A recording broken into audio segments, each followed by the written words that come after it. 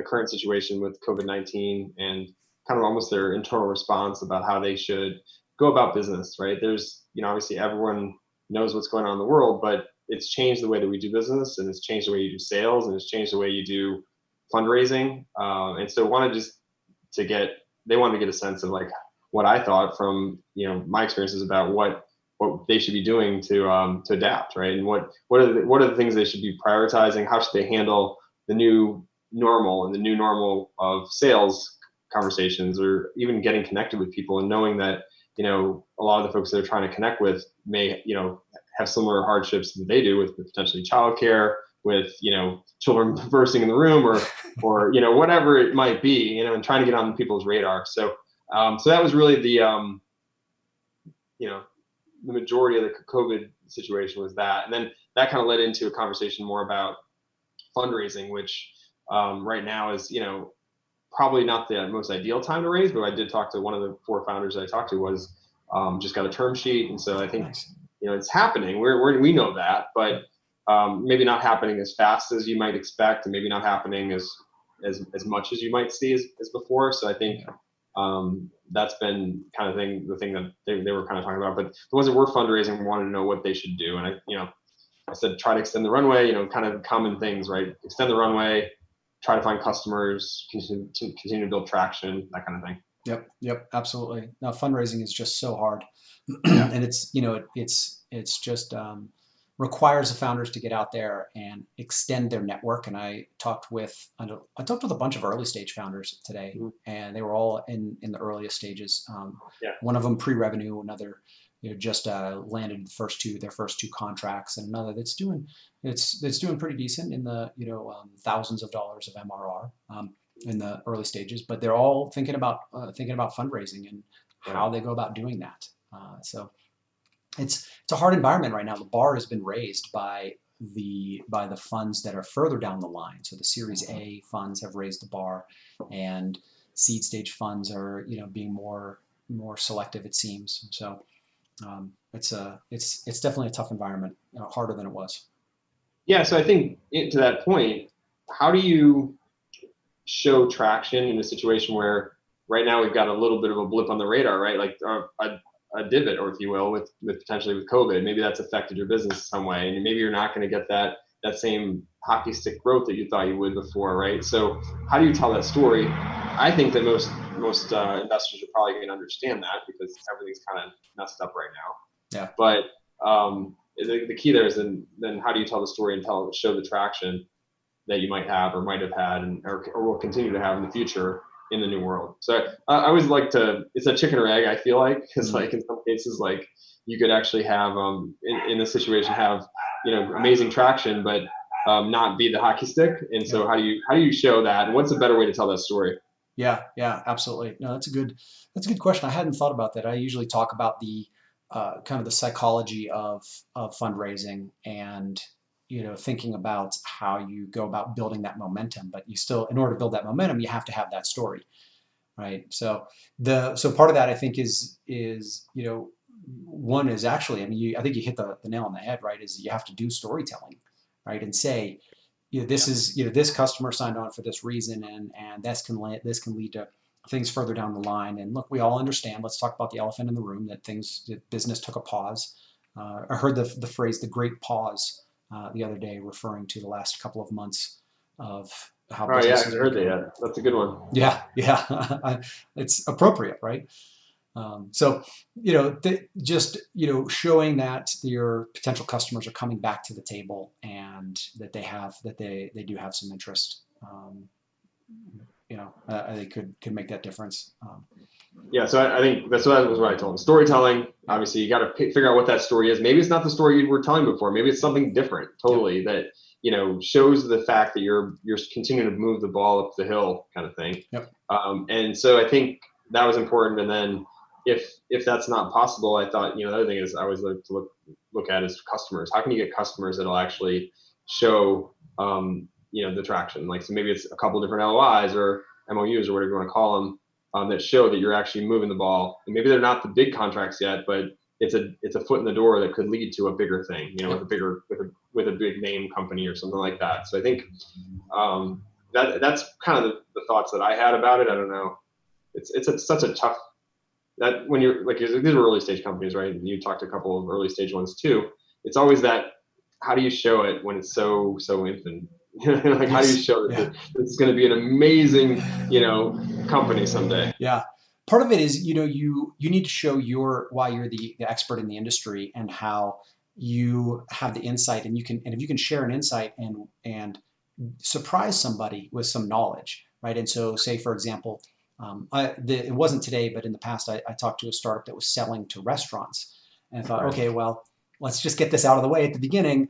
How are you even selling to restaurants right now? And he said, look, it's it has slowed down, but this type of restaurant is not going away, and here's why it's not going away, and here's why they're still buying, and here's why they're an even better customer for us now. And so Yeah. flipping that narrative, that COVID narrative, flipping it on its head, if you have even just one story that flips it on its head and says, actually, your assumption is valid in certain areas, but in this one area it's not valid, and so we're going heavy in that direction. So Yeah. if you could flip that narrative, you have that one story that tells it and say, we need, we're now going to aggressively pursue it in this direction because that's what's needed right now. That can be very interesting. And when you surprise people and are able to change their frame, you're able to capture their attention, and then you can show yourself as the expert in your industry. Yeah, that's great. And I think along those same lines, having that perspective, like that really strong perspective, matters, right? We know, like, you know, if you come in strong with a perspective, and it may not be the current thoughts by everyone in the room, Yeah. if you have conviction around it, you may actually end up changing their mind in some way. Yeah. Yeah. Absolutely. Absolutely. So yeah. Yeah. So yeah, that was the main one. I don't know. I had one more around marketing. So it was really figuring out how to.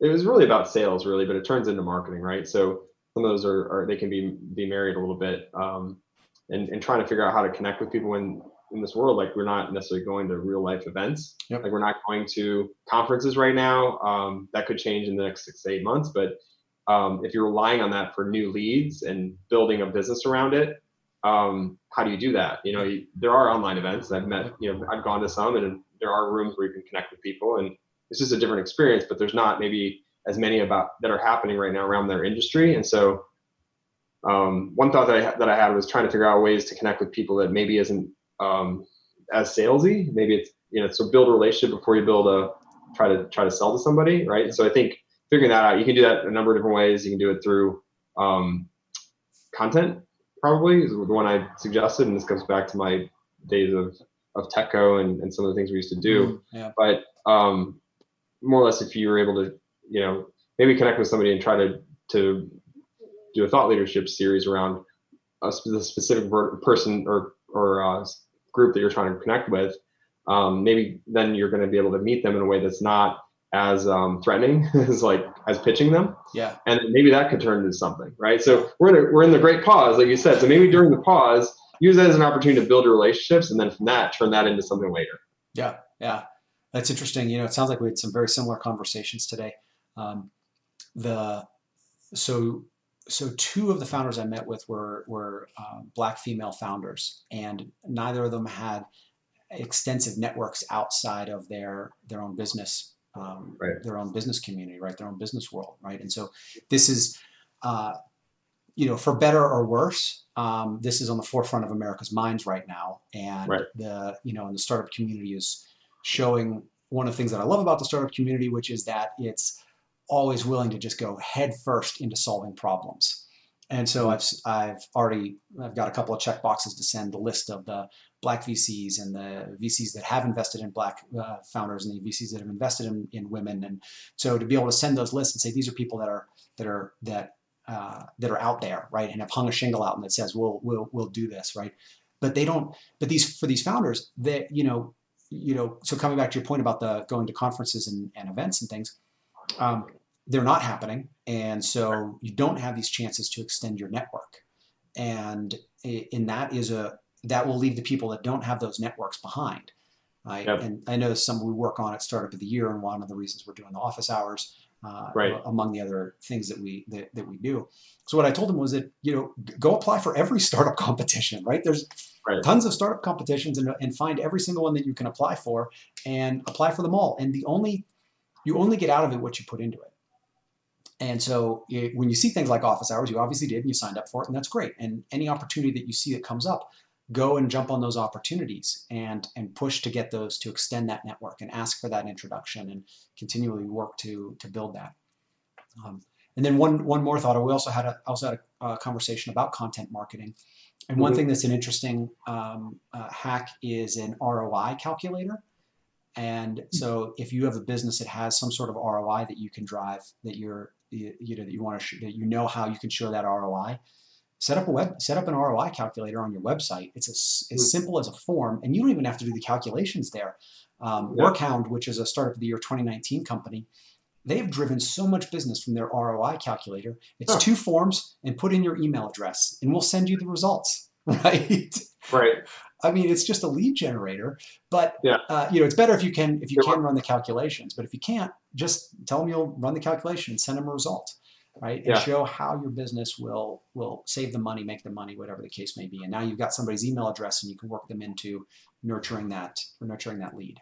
That's a good one. I like that, because it's not asking for anything to begin with. I mean, you could even do that over email, like, hey, XYZ, wanted to see if you had a chance to check out our ROI calculator to see if it could help save your business money. And people generally resonate towards that. So I think that's a really good one. If they aren't coming to your website already, if you already know who they are, you could reach out and say, hey, I'd love to have you check it out and see if it would help you guys. Yeah, absolutely.